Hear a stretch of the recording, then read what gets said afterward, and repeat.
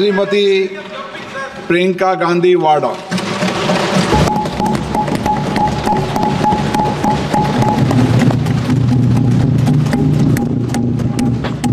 नमस्कार।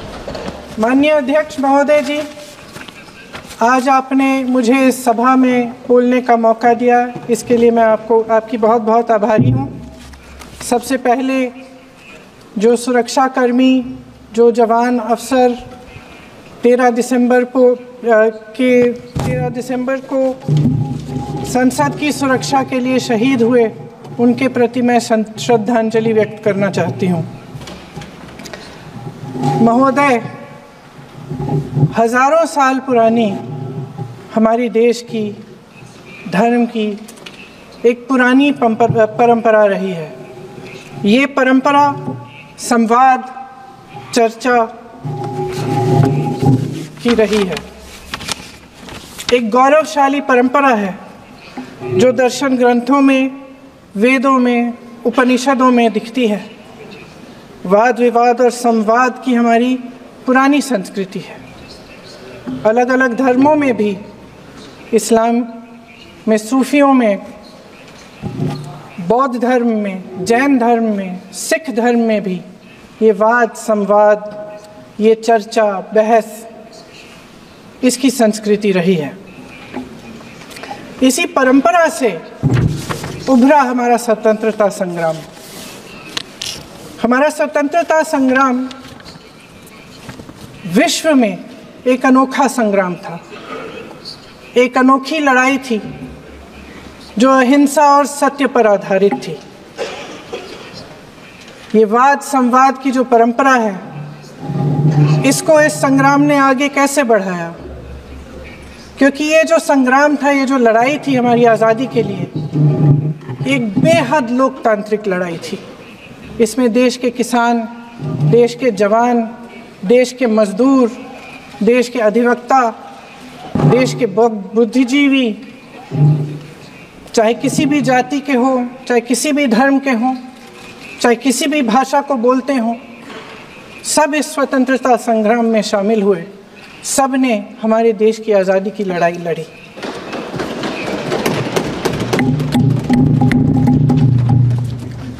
और उसी आज़ादी की लड़ाई से एक आवाज़ उभरी जो हमारी देश की आवाज़ थी। वो आवाज़ ही आज हमारा संविधान है।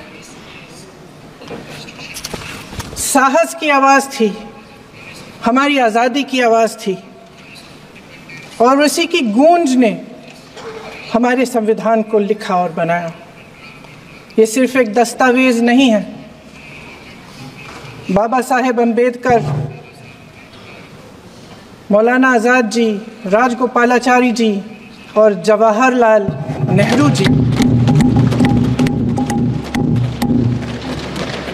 और उस समय के तमाम नेता, जैसे आपने कहा, इस संविधान को बनाने की जो कार्य में सालों के लिए जुटे रहे। हमारा संविधान इंसाफ, उम्मीद, अभिव्यक्ति और आकांक्षा की वो ज्योत है जो हर हिंदुस्तानी के दिल में जलती है।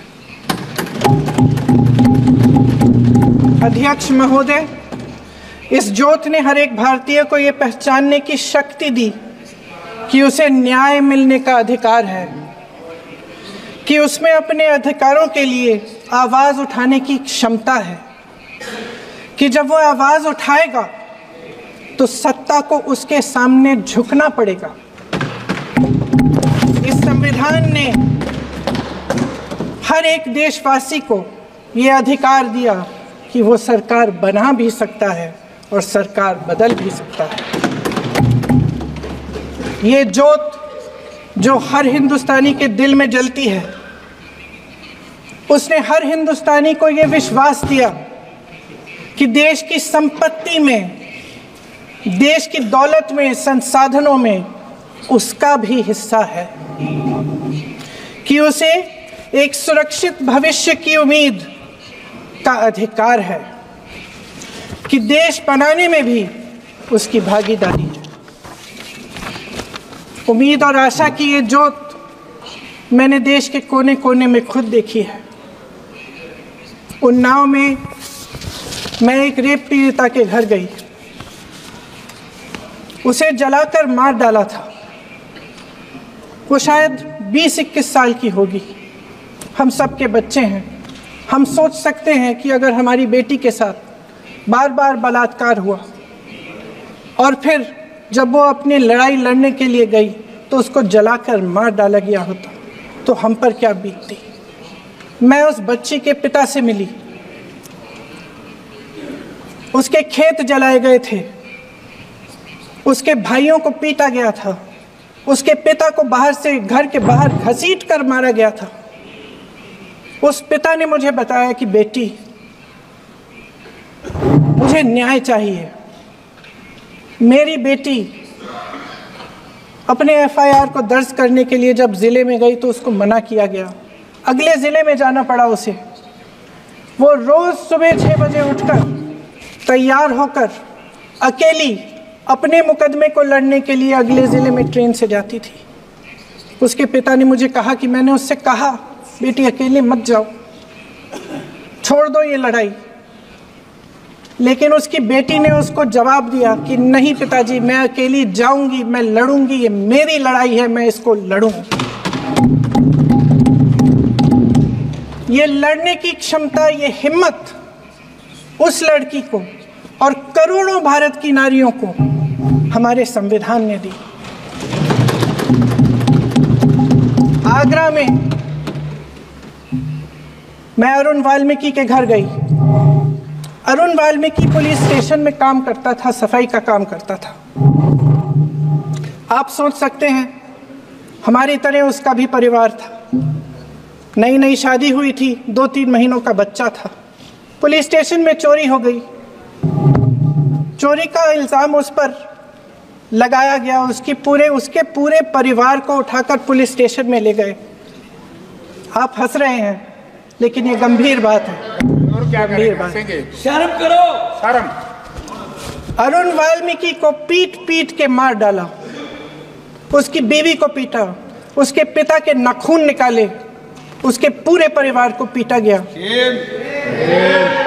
जब मैं उस जवान महिला से मिलने गई जो अभी अभी विधवा हुई थी, तो उसने मुझे कहा कि दीदी, हमें सिर्फ एक चीज़ चाहिए, हमें न्याय चाहिए और हम इस न्याय के लिए लड़ते रहेंगे, चाहे कुछ भी हो जाए। ये हिम्मत उस महिला को हमारे संविधान ने दी।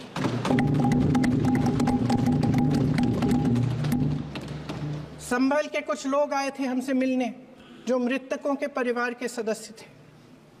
उसमें 2 बच्चे थे, अदनान और उजैर। आप सुनिए। उसमें 2 बच्चे थे, अदनान और उजैर। एक बच्चा मेरे बच्चे की उम्र का है, दूसरा उससे छोटा 17 साल का है। दर्जी के बेटे थे। दर्जी का एक ही सपना था कि वो अपने बेटों को पढ़ाएगा, लिखाएगा। एक बेटा डॉक्टर बनेगा, एक बेटा भी सफल होगा दूसरा बेटा भी अपने जीवन में सफल होगा। उनके पिताजी हर रोज उनको स्कूल छोड़ते थे। उस दिन भी स्कूल छोड़ने के बाद अपनी दुकान में चले गए। उन्हें पता नहीं था कि विवाद हो रहा है। उन्होंने भीड़ देखी, घर आने की कोशिश की तो पुलिस ने गोली से मार डाला। वो 17 साल का बच्चा अदनान मुझसे कहता है, वो 17 साल का बच्चा अदनान मुझसे कहता है कि मैं बड़ा होकर डॉक्टर बन के दिखाऊंगा, मैं अपने पिता का सपना साकार करूंगा। ये सपना, ये आशा उसके दिल में हमारे संविधान ने डाली। अध्यक्ष महोदय, हमारे देश के करोड़ों देशवासियों के संघर्ष में, अपने अधिकारों की पहचान में, इनकी कठिन से कठिन परिस्थितियों से लड़ने की अपार हिम्मत में और देश से न्याय की अपेक्षा में हमारे संविधान की ज्योत जल रही है। मैंने हमारे संविधान की ज्योत को जलते हुए देखा है और इसके साथ साथ ये भी समझा है कि हमारा संविधान एक सुरक्षा कवच है। एक ऐसा सुरक्षा कवच है जो देशवासियों को सुरक्षित रखता है, न्याय का कवच है, एकता का कवच है और अभिव्यक्ति की आज़ादी का कवच है। दुख की बात यह है कि मेरे सत्ता पक्ष के साथी जो बहुत बड़ी बड़ी बातें करते हैं, इन्होंने इन 10 सालों में ये सुरक्षा कवच, सत्ता पक्ष के मेरे साथियों ने ये सुरक्षा कवच तोड़ने का पूरा प्रयास किया है। संविधान में सामाजिक, आर्थिक और राजनीतिक न्याय का वादा है। ये वादा एक सुरक्षा कवच है जिसको तोड़ने का काम शुरू हो चुका है। लैटरल एंट्री और निजीकरण के जरिए ये सरकार आरक्षण को कमजोर करने का काम कर रही है। अगर लोकसभा में ये नतीजे नहीं आए होते तो ये संविधान बदलने का काम भी शुरू कर लेते। सच्चाई ये है अध्यक्ष महोदय कि आज संविधान बार बार इसलिए कह रहे हैं क्योंकि इस चुनाव में इनको पता चल गया कि इस देश की जनता ही इस संविधान को सुरक्षित रखेगी, कि इस चुनाव में हारते हारते जीतने से इन्हें एहसास हुआ कि ये संविधान बदलने की बात इस देश में नहीं चलेगी। आज जनता की मांग है कि जाति जनगणना हो। सत्ता पक्ष के मेरे साथी ने इसका जिक्र किया। ये जिक्र भी आज इसलिए हो रहा है क्योंकि चुनाव में ये नतीजे आए। ये जाति जनगणना इसलिए जरूरी है ताकि हमें पता चले कि किसकी क्या स्थिति है और नीतियां उस हिसाब से बने। इनकी गंभीरता का प्रमाण ये है कि जब चुनाव में पूरे विपक्ष ने जोरदार आवाज उठाई कि ये जाति जनगणना होनी चाहिए, तो इनका जवाब देखिए। इनका जवाब भैंस भाग भैंस चुरा लेंगे, मंगलसूत्र चुरा लेंगे। इनका ये जवाब था। ये गंभीरता है इनकी जाति जनगणना पर। महोदय, हमारे संविधान ने आर्थिक न्याय की नींव डाली, किसानों, गरीबों और को जमीन बांटी, भूमि सुधार किया, जिसका नाम लेने से कभी कभी आप झिझकते हैं और कभी कभी उनका नाम धड़ाधड़ इस्तेमाल किया जाता है अपने आप को बचाने के लिए। उन्होंने HAL, BHEL, SAIL, गेल, ONGC, NTPC, railways, IIT, IIM, oil refineries, तमाम PSU बनाए। अध्यक्ष महोदय, उनका नाम पुस्तकों से मिटाया जा सकता है, उनका नाम भाषणों से मिटाया जा सकता है, लेकिन जो उनकी भूमिका रही इस देश की आज़ादी के लिए और इस देश के निर्माण के लिए, वो इस देश से कभी मिटाया नहीं जा सकता। 75 सालों में जनता का भरोसा रहा कि नीतियाँ बनेंगी तो जनता की भलाई के लिए बनेंगी। जल जंगल जमीन का अधिकार मिला आदिवासी भाई बहनों को। इंदिरा जी ने बैंकों का राष्ट्रीयकरण करवाया, खदानों का राष्ट्रीयकरण कराया। कांग्रेस और यूपीए की सरकारों में शिक्षा का, भोजन का अधिकार मिला। 75 सालों में जनता का भरोसा मिला। पहले संसद चलती थी तो जनता की उम्मीद होती थी कि सरकार महंगाई और बेरोजगारी पर चर्चा करेगी, कोई उपाय निकालेगी, कोई रास्ता निकालेगी। लोग मानते थे कि अगर कोई नई आर्थिक नीति बनेगी तो देश की अर्थव्यवस्था को मजबूत बनाने के लिए बनेगी, तो भारतीय बाजार को मजबूत बनाने के लिए बनेगी, उनके भविष्य को मजबूत बनाने के लिए बनेगी। किसान और आदिवासी भाई बहन भरोसा करते थे कि यदि जमीन के कानून में संशोधन होगा तो उन्हीं की भलाई के लिए होगा। आप नारी शक्ति की बात करते हैं, आज चुनाव की वजह से शायद इतनी बातचीत हो रही है नारी शक्ति के बारे में, क्योंकि हमारे संविधान ने महिलाओं को ये अधिकार दिया, उनकी शक्ति को परिवर्तित किया वोट में। और आज आपको पहचानना पड़ रहा है कि महिलाओं के बिना, कि नारी शक्ति के बिना ये सरकारें नहीं बन सकती हैं। इसीलिए आज आप नारी शक्ति की बातें दोहरा रहे हैं। जो आप नारी शक्ति का अधिनियम लाए हैं उसको लागू क्यों नहीं करते? वो 10 साल बाद लागू क्यों होगा? क्या आज की नारी 10 साल इंतजार करेगी उसके लागू करने के लिए? क्या बात है, क्या बात है।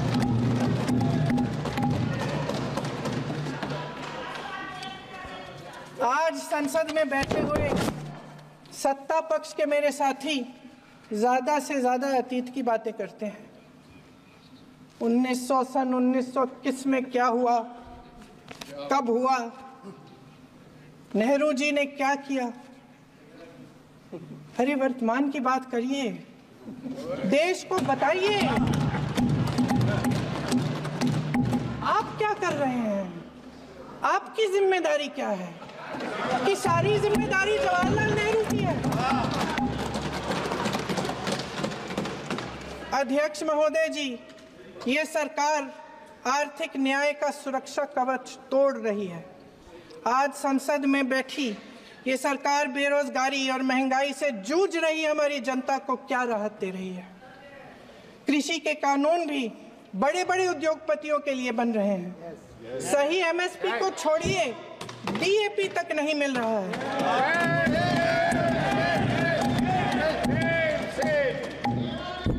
वायनाड से लेकर ललितपुर तक इस देश का किसान रो रहा है। आपदा आती है तो उसको कोई राहत नहीं मिलती। भगवान भरोसे है आज इस देश का किसान, उसको छोड़ दिया गया है। आज हिमाचल में देखिए, जितने भी कानून बने हैं वो सब बड़े बड़े उद्योगपतियों के लिए बन रहे हैं। हिमाचल में जो सेब उगता था उसके जो छोटे छोटे किसान हैं वह रो रहे हैं, क्योंकि एक व्यक्ति के लिए सब कुछ बदला जा रहा है। सुनने की हिम्मत रखो।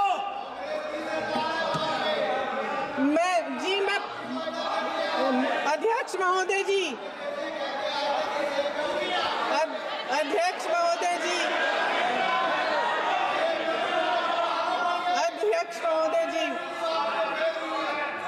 महोदय जी, अडानी जी को सारे कोल्ड स्टोरेज प्रदेश की सरकार ने नहीं दिए। अडानी जी को सारे कोल्ड स्टोरेज आपकी सरकार ने दिए। देश देख रहा है कि एक व्यक्ति को बचाने के लिए 142 करोड़ देश की जनता को नकारा जा रहा है।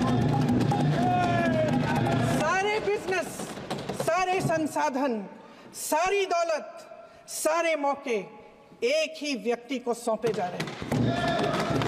सारे बंदरगाह, एयरपोर्ट्स, सड़कें, रेलवे का काम, कारखाने, खदाने, सरकारी कंपनियां सिर्फ एक व्यक्ति को दी जा रही है। जनता के मन में हमेशा ये विश्वास होता था कि अगर कुछ नहीं है तो संविधान हमारी सुरक्षा करेगा, मगर आज आम लोगों के बीच ये धारणा बनती चली जा रही है कि सरकार सिर्फ अडानी जी के मुनाफे के लिए चल रही है। देश में बहुत तेजी से गैर बराबरी बढ़ रही है। जो गरीब है वो और गरीब हो रहा है, जो अमीर है वो और अमीर हो रहा है। इस सरकार ने आर्थिक न्याय की भी सुरक्षा कवच तोड़ दिया है। राजनीतिक न्याय की जब बात होती है, मेरे सत्ता पक्ष के साथी आज खड़े हुए और तमाम गिनती करने लग गए कि ऐसा हुआ वैसा हुआ, 1975 में जो हुआ।